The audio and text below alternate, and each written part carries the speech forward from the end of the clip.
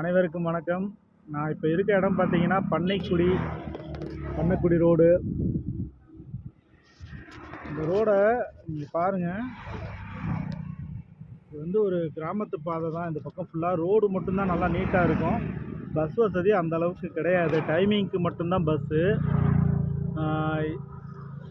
Share auto மட்டும் நிறையா ஓடுது. ஒரு ஷேர் ஆட்டோவில் பார்த்தீங்கன்னா குறைஞ்சது ஒரு 20 பேர்லேருந்து 25 பேர் மூச்சு முட்டை டெய்லி ட்ராவல் பண்ணிகிட்டு இருக்காங்க. இந்த பக்கம் பேருந்து வசதின்னு பார்த்தீங்கன்னா அந்த குறிப்பிட்ட டைமில் மட்டும்தான் இருக்குது. இதில் இருக்கிறதுலே ஒரு மிகப்பெரிய பிரச்சனை என்னன்னு கேட்டிங்கன்னா, கவர்மெண்ட் பஸ்ஸு இந்த பக்கம் இருந்து போகும்போது லேடிஸ்க்கு கையை காமிச்சா மட்டும் வண்டி நிப்பாட்ட மாட்டாங்க.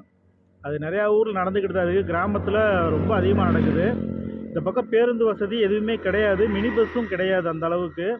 மினி பஸ் எனக்கு தெரிஞ்சு இருக்க மாதிரி தெரியல. ஆனால் ஷேர் ஆட்டோ நிறையா ஓடுது. இந்த ஷேர் ஆட்டோவில் போய் இம்சப்படக்கூடாதுன்னு நினைக்கிறவங்க பஸ்ஸை தேர்ந்தெடுப்பாங்க. அதாவது அந்த பஸ்ஸை எதுக்கு விட்டுருக்காங்கன்னு தெரியல. தயவு செய்து இந்த லேடிஸ் பஸ்ஸை கேன்சல் பண்ணால் கூட நல்லாயிருக்கும். ஏன்னா வேலைக்கு போகணும்னு நினச்சி அந்த வண்டியை மடக்கிறவங்க லேடிஸ் கை காட்டினா வண்டியை நிப்பாட்டாமல் டிரைவர் மூவ் பண்ணிட்டு போயிடுறாரு. அப்புறம் எதுக்காக அந்த பஸ்ஸை விட்டுருக்காங்கன்னே தெரியல. இது இந்த ஊரில் மட்டும் இல்லை. நேற்று அப்படி தான் ஒரு வீடியோ போட்டிருந்தேன். ஒரு ரேஸ் நடந்த இடம்.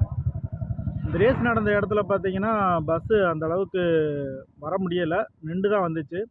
ஒரு இடத்துல கிட்டத்தட்ட ஒரு 8 பேர் கூலி வேலைக்கு போகிறவங்க நின்று கையை காமிக்கிறாங்க. அந்த பஸ்ஸை நிப்பாட்டவே இல்லை அந்த டிரைவர்.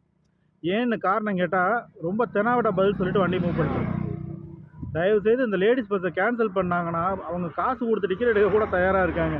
ஃப்ரீன்னு சொல்லிட்டு அவங்கள ஏற்றாமையே போகிறீங்கன்னா இப்போ யாருக்கு தான் ஃப்ரீ கொடுக்குறீங்க இந்த பஸ்ஸில்?